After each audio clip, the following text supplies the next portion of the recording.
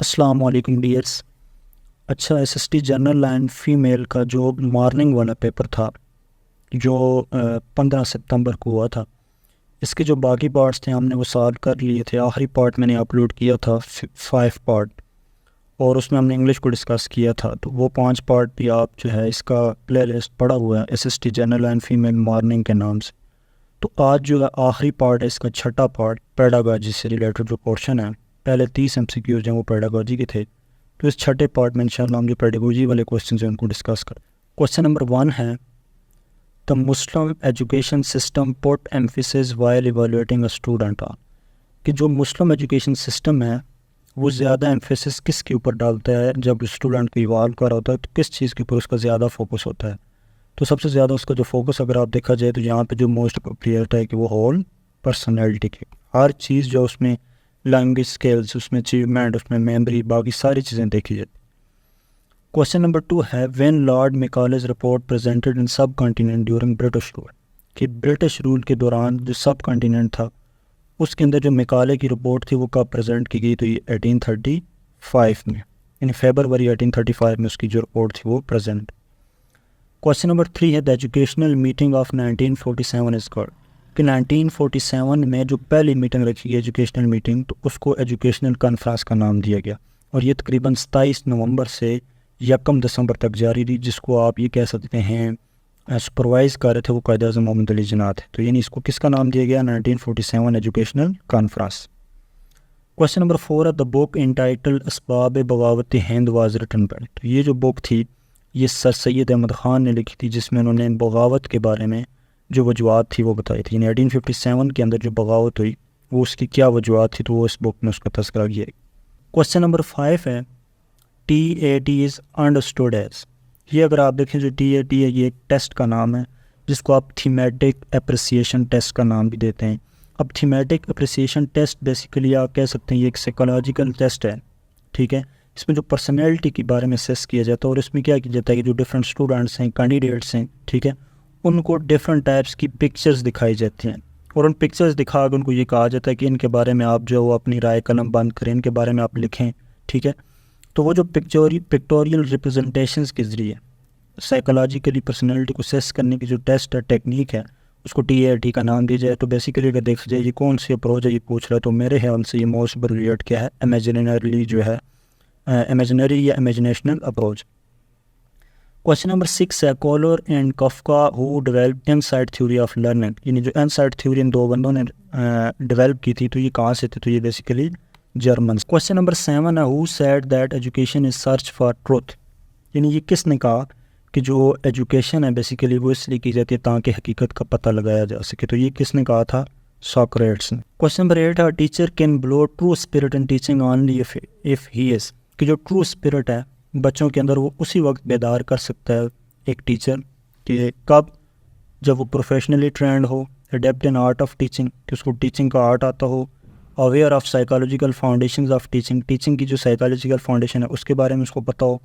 तो अगर देखा जाए ये तीनों चीज़ें अगर हैं किसी के अंदर, तो वो ज़्यादा आप ये कह सकते हैं ट्रूली जो स्पिरिट है टीचिंग का वो आगे जो है वो खिला सकता है। तो मतलब all of the. Question number 9 है, in the process of touching of fire and pulling back hand fire is, कि जब आप आग के करीब हाथ लेके जाते हैं और आग को फिर पीछे खींचते हैं, इस सारे प्रोसेस में जो फायर है बेसिकली कि आप देखें आग जो पीछे खींच रहे हैं वो रिस्पॉन्स है किसकी वजह से खींच रहे हैं, फास्ट फायर की वजह से। तो यहाँ पे फायर जो क्या है, स्टिमुलस। नंबर 10 है, the process of informal education starts from, informal education बोलते हैं गैर रस्मी तालीम, जिसके लिए आप किसी अदारे में नहीं जाते, जिसके लिए आप किसी अकेडमी में नहीं जाते, ठीक है।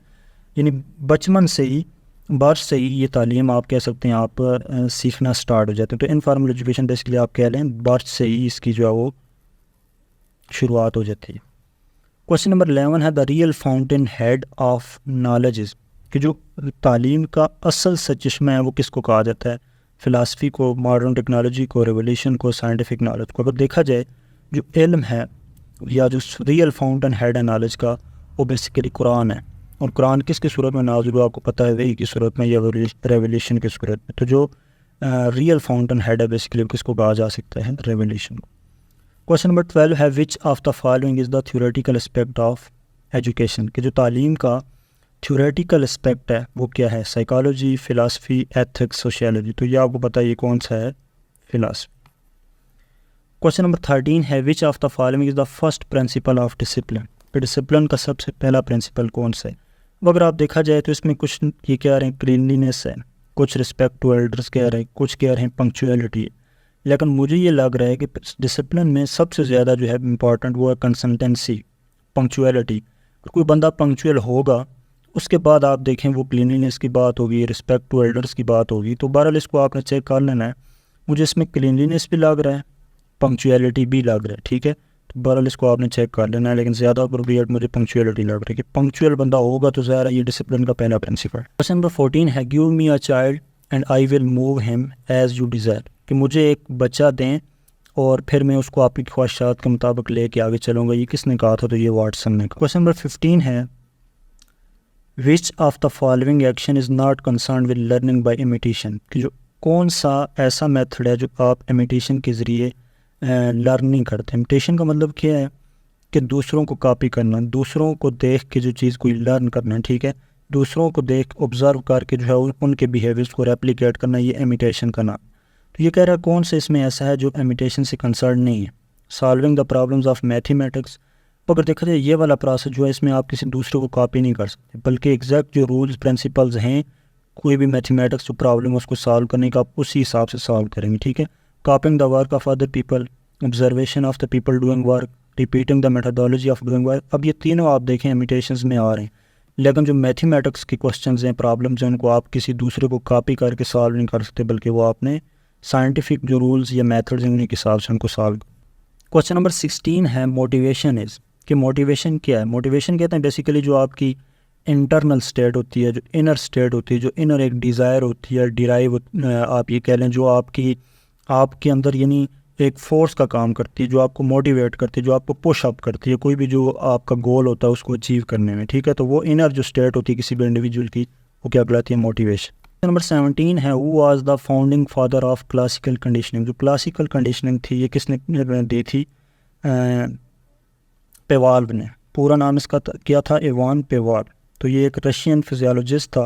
अर्ली 1900 में जो है इसने क्लासिकल कंडीशनिंग जो है वो दी थी, ठीक है। तो इसको पेवाल्व को जो है फादर ऑफ क्लासिकल कंडीशनिंग का नाम दीजिए।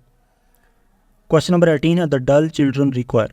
कि जो डल चिल्ड्रन हैं या वो वाले चिल्ड्रन जिनको लर्निंग में डिफ़िकल्टीज़ आती है, ठीक है। डल चिल्ड्रन वो वाले चिल्ड्रन होते हैं जिनको लर्निंग में डिफ़िकल्टीज़ होती हैं, मुश्किलात होती हैं सीखने में, उनको कौन सी काउंसलिंग रिक्वायर होती है, clinical, directive, non directive, cognitive counselling. तो अगर देखा जाए उन चिल्ड्रंस के लिए जो सबसे बेस्ट है वो है डायरेक्टिव काउंसलिंग।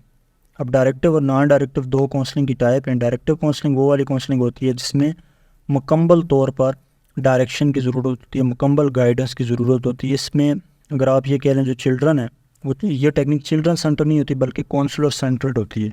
ये जो काउंसल कर रहा होता है, ये जो टीचर होता है वही A to Z उस बच्चे को गाइड करता है, बताता है, डायरेक्शन देता है, उसको एडवाइस करता है। ये डायरेक्टिव काउंसल है। तो इन चिल्ड्रंस के लिए डायरेक्टिव काउंसल जो है वो ज़्यादा इंपॉर्टेंट है। जो नॉन डायरेक्टिव है, नॉन डायरेक्टिव वो होती है जिसमें आप ये कह लें स्टूडेंट सेंटर्ड ये काउंसलिंग है, जिसमें काउंसलर क्या करता है, जस्ट उसको एडवाइस कर रहा होता है, जस्ट उसको हेल्प कर रहा होता है, सपोर्ट कर रहा होता है, बाकी सारा काम उसने खुद करना होता है, ठीक है। तो वो कहलाती है non directive counselling. Question number 19 है who said that curriculum consist of 4 elements. तो ये किसने कहा था, रैल्फ टेलर कार जो थे, इसका पूरा नाम था कार का, रैल्फ टेलर कार। इन्होंने जो है आप ये कह लें फर्स्ट टाइम जो कुरिकुलम के 4 एलिमेंट्स के बारे में बताया था। और वो जो एलिमेंट्स आप ये कह लें वो की एलिमेंट्स हैं किसमें, कुरिकुलम डिज़ाइन, ये किसने दिए थे, कार ने। क्वेश्चन नंबर 20 है the founder of non directive counselling is. जो नॉन डायरेक्टिव काउंसलिंग है, मैंने अभी बताया कि नॉन डायरेक्टिव काउंसलिंग वो वाली काउंसलिंग है जिसमें मैं आप ये कह लें जो स्टूडेंट है वो खुद बहुत सारी चीज़ें खुद कर रहा होता है, जो काउंसलर है वो जस्ट उसकी सपोर्ट कर रहा होता है, उसकी हेल्प कर रहा होता है, उसको फैसिलिटेट कर रहा होता है। तो ये जो नॉन डायरेक्टिव काउंसलिंग है, ये थेरेपी है, ये किसने दी थी, कार्ल रोगर्स ने। क्वेश्चन नंबर 21 है text book boards were establish in the provinces of Pakistan. के पाकिस्तान के जो सूबे हैं उनके अंदर जो टेक्स्ट बुक बोर्ड्स बनाए गए वो कब बनेंगे। तो ये एक ऑर्डिनेंस पास हुआ 1962 के अंदर और उसके नतीजे में टेक्स्ट बुक बोर्ड बनाए गए। Question number 22 the first step in the process of curriculum development. जब आप कोई भी कुरिकुलम डेवलप करते हैं उसमें सबसे पहला स्टेप क्या होता है? Selection of teaching method, selection of curricular content, determination of aim, the mode of evaluation. सबसे पहले अगर देखा जाए कोई भी जो कुरिकुलम बनाया जाता है तो उसके एम्स के बारे में डिटरमाइन किया जाता है, उसके ऑब्जेक्टिव्स के बारे में डिटरमाइन किया जाता है कि आप जो कुरिकुलम डेवलपमेंट करने जा रहे हैं उसका एम क्या है, उसका मकसद क्या है, उसके ऑब्जेक्टिव्स क्या हैं। नंबर 23 है the biggest library in Pakistan. Pakistan की सबसे बड़ी जो लाइब्रेरी है वो कौन सी है? तो वो पब्लिक लाइब्रेरी और कौन से वाली? कायद-ए-आज़म लाइब्रेरी लाहौर, जो बाग जना लाहौर के अंदर मौजूद है। तो ये सबसे बड़ी लाइब्रेरी। क्वेश्चन नंबर 24 है the maximum limit of maternity leave. Maternity leave कौन सी छुट्टियाँ होती हैं आपको पता है? जो फीमेल्स को मिलती हैं बच्चे की पैदाइश के ऊपर, वो मैटरनिटी लीव कहलाती हैं। और अगर आप देखा जाए तो अगर फर्स्ट टाइम बच्चे की पैदाइश हो रही है तो 180 डेज़ की उनको लीव मिलती है। अगर दूसरी दफ़ा हो तो 120, अगर तीसरे बच्चे की पैदाइश हो रही हो या तीसरी दफ़ा वो मैटरनिटी लीव ले रही हैं तो वो तकरीबन 90 डेज़ होती हैं। अब चूँकि इन्होंने 180 तो लिखा हुआ नहीं है, तो जो मिनिमम यही कह लें तीसरे बच्चे की पैदाइश के ऊपर तकरीबन मैक्सिमम जो उनको लीव मिल सकती हैं वो कितनी है? 90 डेज़। क्वेश्चन नंबर 25 है the concept of IQ was given by German psychologist stern in the year. ये जो स्टर्न थे इन्होंने एक फार्मूला दिया था जिसको IQ फार्मूला का नाम दिया जाता है। तो ये कब दिया था? ये 1912 के अंदर दिया था। अब 1912 यहाँ पे ऑप्शन नहीं है तो 1911 जो है वो मोस्ट उसके करीब था, तो हम इसको सिलेक्ट कर लेते। क्वेश्चन नंबर 26 है विच इज़ वाई एज। कौन सी एज जो है वो बच्चे की वाई एज कहलाती है? Late childhood, puberty, early childhood, late adolescence. जो अर्ली चाइल्डहुड पीरियड है इसको वाई एज का नाम दिया जाता है क्योंकि इस एज में बच्चे जो है वो क्वेश्चनिंग करना स्टार्ट कर देते हैं, वो पूछते हैं किसी भी चीज़ के बारे में, उनके अंदर क्यूरियोसिटी मौजूद होती है कि वो किसी भी जो चीज़ है उसके बारे में पूछें। ठीक है, तो दैट्स ये जो अर्ली चाइल्डहुड है इसको वाई एज का नाम दिया जाता है। नेक्स्ट क्वेश्चन नंबर 27 है which school of philosophy of education advocates को एजुकेशन। कि कौन सी एजुकेशन की जो फ़िलासफ़ी है वो बेसिकली को एजुकेशन को एडवोकेट करती है। तो ये भी मैंने चेक की थी, मुख्तलिफ ऑप्शंस आ रहे हैं, लेकिन जो ज़्यादा अप्रोप्रिएट मुझे लगा वो नेचुरलिज़म का लगा है कि नेचुरलिज़म की फ़िलासफ़ी ये कहती है कि ये नेचुरल नहीं है कि जो को एजुकेशन है, ये को एजुकेशन के अंदर जो आप देखें को एजुकेशन वो वाली एजुकेशन है जिसमें मेल और फीमेल्स दोनों जो इकट्ठे एजुकेशन तालीम हासिल करते हैं। तो ये नेचुरलिज़म फ़िलासफ़ी ये कहती है कि ये नेचर नहीं है, कि नेचुरल रूल नहीं है कि जो दो जेंडर्स हैं मेल फीमेल उनको क्या किया जाए, सेपरेट किया जाए। तो मतलब को एजुकेशन को जो एडवोकेट कर रही है ज़्यादातर जो फ़िलासफ़ी उसको हम किसका नाम देते हैं? Naturalism. 28 the most of the differences and interest are due to difference in. कि जो इंटरेस्ट में जो डिफरेंसेस आ जाते हैं बेसिकली वो ज़्यादातर किस वजह से होते हैं, किस चीज़ के अंदर डिफरेंसेस की वजह से होता है? वो 6 एज, एक्सपीरियंशियल बैकग्राउंड, अपॉर्चुनिटी। तो इन चारों में भी जो ज़्यादा अप्रोप्रिएट है कि जो डिफरेंट लोगों का डिफरेंट एक्सपीरियंशियल बैकग्राउंड होता है, डिफरेंट उनके तजर्बात होते हैं, तो हर इंसान के तजर्बे के लिहाज से उसकी जो दिलचस्पी है वो वेरी कर रही होती है। क्वेश्चन नंबर 29 है IQ। अब ये वो IQ का फार्मूला जो भी हमने पीछे भी देखा था, ये स्टार ने दिया था। ठीक है, यानी IQ is equal to mental age divided by chronological age multiply by 100। तो ये जो IQ फार्मूला था ये किसने दी थी? ये वाली इक्वेशन डेवलप की थी बेनर्ड हॉल स्पेरमैन। अब देखिए ये नॉन ऑफ चीज़ है क्योंकि अभी हमने पीछे पढ़ा स्टार ने ये वाला फार्मूला दिया था 1912 के अंदर, तो यहाँ उसका नाम मेंशन नहीं। क्वेश्चन नंबर 30 है giving salaries to the scholars and teachers was started in the time of caliph. कि किस खलीफा के दौर में जो स्कॉलर्स और टीचर्स हैं इनको सैलरीज देना स्टार्ट की गई? तो ये हज़रत उमर रज़ी अल्लाह तआला अन्हु के दौर में जो सैलरीज थी स्कॉलर्स की और टीचर्स की वो स्टार्ट। तो ये आखिरी पार्ट था, छठा पार्ट, जिसमें हमने पेडागॉजी वाला पोर्शन भी कंप्लीट कर लिया। अब ये सारे का सारा जो पेपर है वो तकरीबन मॉर्निंग वाला SST जनरल का वो कंप्लीट हो चुका।